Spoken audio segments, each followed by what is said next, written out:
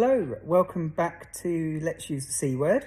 I thought I'd give you a little bit of an update post my first round of the second session, or the first session of the second round, however we want to do it, of my chemotherapy, which happened yesterday into today because I had the home 24-hour pump continuing to administer the obviously combination of drugs that creates the FLOT form of chemotherapy, which is what I'm on.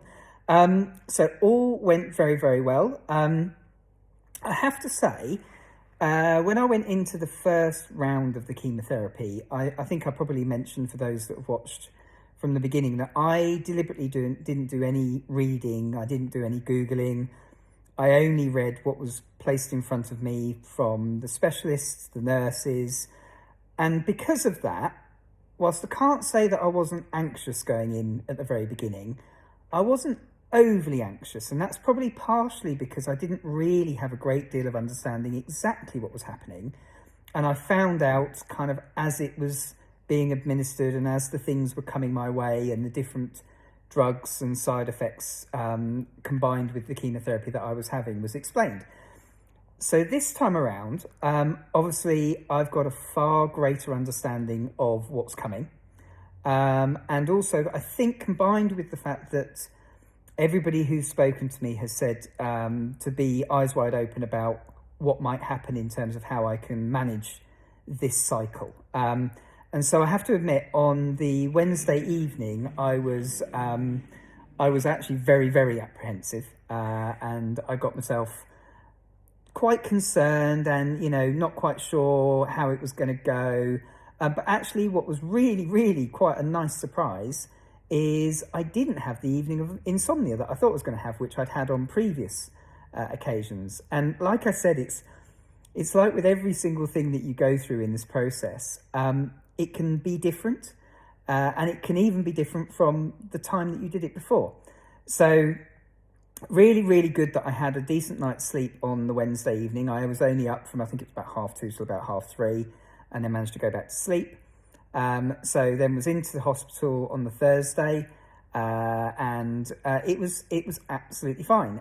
Slightly different situation this time because I haven't got MRSA, although they did do another test on me yesterday, so I'll find out if that's still the case. But as far as I'm aware, I don't have MRSA.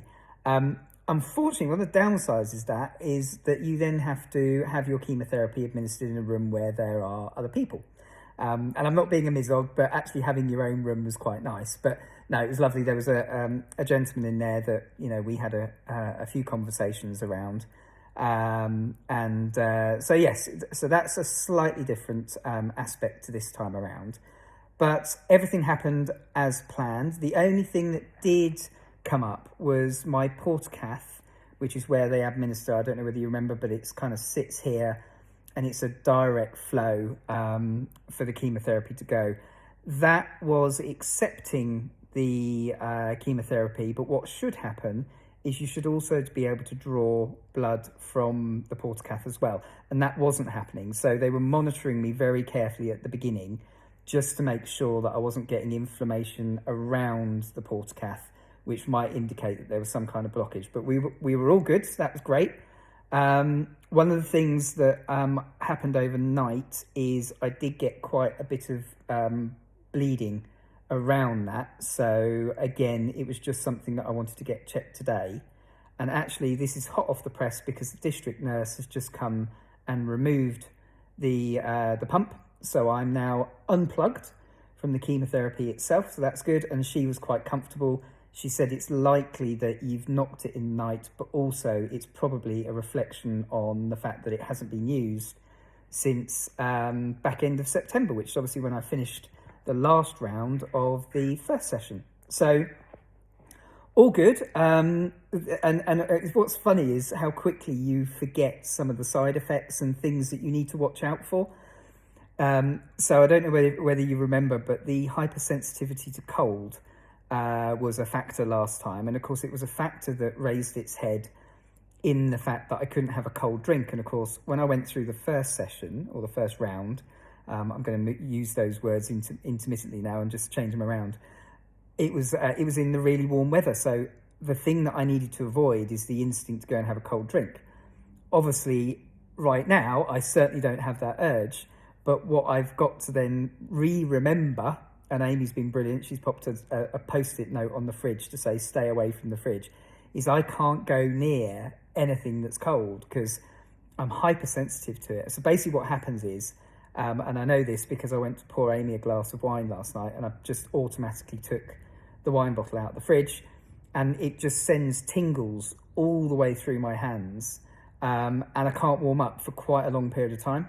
So I have to kind of, put a glove on or something like that. So it's remembering those kind of things. So that's one of the things that we've kind of re-kicked in. And then the other one is the cocktail of drugs that you have to then work out when you take certain things. So just as an example, I obviously have my feed overnight, which I start at a point where there's been a gap between my evening meal and then plugging in to continue to feed overnight. Now it runs for 10.5 hours. So then you have to work out when it finishes, because I have to take one of my antacid drug half an hour before food in the morning.